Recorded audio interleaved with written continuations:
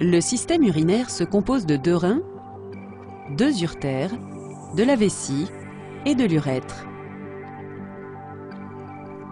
Les reins sont chargés d'éliminer les déchets présents dans le sang grâce à la formation de l'urine. L'urine chemine ensuite à travers des canaux, les uretères, pour être stockée dans la vessie. Elle sera ensuite éliminée du corps par l'intermédiaire de l'urètre. La vessie est un organe creux qui peut augmenter ou rétrécir de volume en fonction de la quantité d'urine à stocker.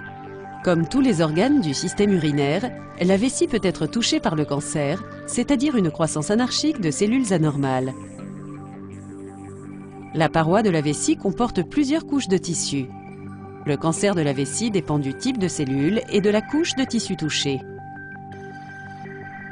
Il existe 3 types de cancer de la vessie. Le cancer de la vessie à cellules transitionnelles. Ce type de cancer prend sa source dans les cellules transitionnelles.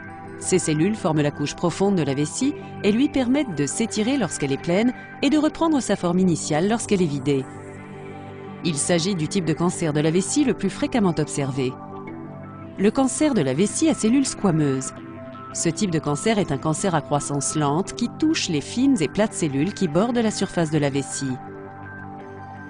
L'adénocarcinome. Ce cancer apparaît dans les cellules glandulaires ou sécrétrices de la vessie.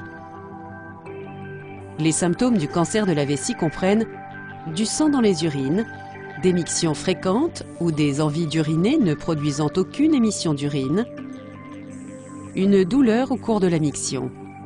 Le cancer de la vessie touche plus d'hommes que de femmes.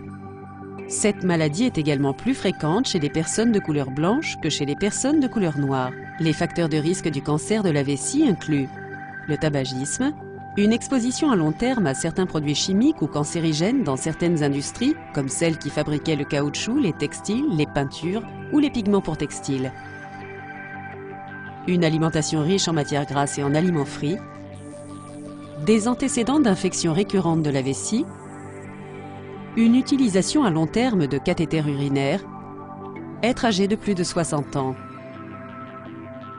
Si la présence de ce cancer est suspectée, on établira un diagnostic à l'issue d'une cystoscopie, examen par imagerie médicale au cours duquel un tube doté d'une lentille est introduit dans la vessie par l'urètre, une analyse d'urine comprenant une cytologie, examen de biologie permettant d'analyser l'urine et de rechercher la présence éventuelle de bactéries et de cellules cancéreuses. On peut également réaliser une biopsie, prélèvement de cellules vésicales pour examen au microscope, et à l'imagerie médicale comme l'IRM, le scanner et l'UIV, urographie intraveineuse, qui donnent une image détaillée de l'appareil urinaire. Le traitement et le pronostic dépendent du stade et du grade du cancer, ainsi que de la localisation de la tumeur. Les options thérapeutiques du cancer de la vessie incluent chirurgie, chimiothérapie, radiothérapie et immunothérapie.